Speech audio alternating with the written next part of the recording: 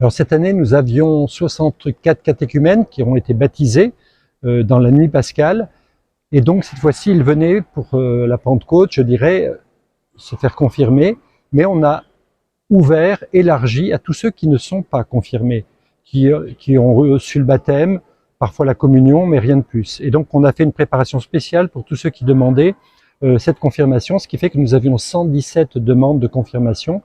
Et ils m'ont tous écrit une lettre sur manuscrite avec de très beaux témoignages dont je ne peux pas révéler la teneur, mais qui seraient assez édifiants parce qu'ils témoignent d'une relecture de vie, d'une mémoire de leur vie avec l'espérance actuelle qui les habite. Et c'était très beau de voir qu'il y avait des parcours très très différents, autant de lettres, autant de parcours singuliers et qui nous font voir, j'allais dire, les merveilles de Dieu sur cette terre et comment l'Esprit Saint s'infiltre dans chaque vie d'une manière que lui seul, Dieu, connaît. La préparation à la confirmation se déroule en plusieurs étapes, sur plusieurs mois généralement.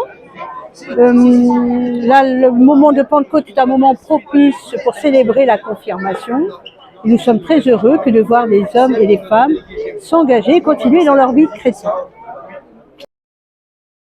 Et nous avons commencé la journée du côté de la rive droite de l'Yonne pour que tous les confirmants aient à traverser le fleuve, l'Yonne, pour aller de l'autre côté à la cathédrale pour être confirmés.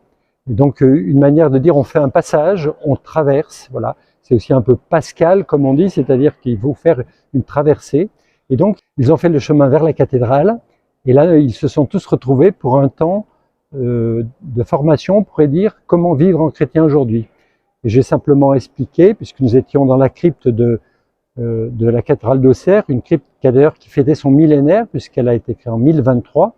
Et donc dans cette crypte, je leur ai lu simplement Luc 10 et 11 pour leur expliquer qu'il fallait être roi, prophète et prêtre, c'est-à-dire le service du prochain, c'était le bon samaritain. Marthe et Marie, c'est plutôt l'écoute de la parole de Dieu, donc l'aspect prophète. Et puis prêtre, c'est-à-dire célébrer, prier, et là c'était le Notre Père. L'évangile de Luc correspondait bien à cela. Et j'ai essayé de lire aussi après l'épître à Diognet qui dit comment vivaient les chrétiens au IIe siècle. Et au fond, ils vivaient d'une manière ordinaire et c'est comme ça qu'il faut faire aujourd'hui, vivre avec la foi, l'espérance et toute la charité possible pour qu'on soit des témoins du Christ ressuscité. Puis nous nous sommes retrouvés dans la cathédrale, donc une cathédrale pleine évidemment, avec tous les parrains et marraines aussi qui étaient présents, les 117 confirmants. Et puis la célébration s'est déroulée tout à fait normalement avec de très beaux chants, avec une chorale qui avait bien préparé, mais qui entraînait aussi la foule des fidèles. Et puis, la confirmation a enfin eu lieu. Nous étions répartis en 6 groupes de 20, ce qui a permis à chaque évêque, nous étions 3 évêques, donc le nonce apostolique, qui est l'ambassadeur du pape à Paris, et puis mon prédécesseur, Monseigneur Yves Patenotre, qui était aussi avec moi, puis les 2 vicaires généraux et le curé de la cathédrale de Sens, ce qui fait qu'à 6, nous avons pu confirmer 20 confirmants. Voilà. Donc ça fut aussi un moment assez émouvant.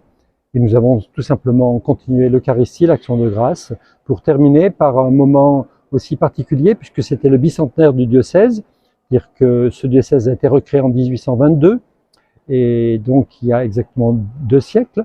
Et donc nous voulions terminer, après avoir fait une première étape à Sens en 2022, terminer ici à Auxerre en 1823-2023.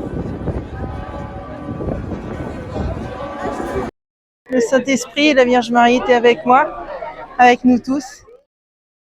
Et nous avons fait un coffre dans lequel nous avons donné, j'allais dire, chacun des messages venant de communautés religieuses ou paroissiales, des messages pour des chrétiens de 2222. Parce que c'est une manière de dire, on essaye d'avoir la foi, on n'est peut-être pas très nombreux, mais quand même, on a une foi, une espérance, et nous voulons vous la transmettre, cette joie de l'Évangile.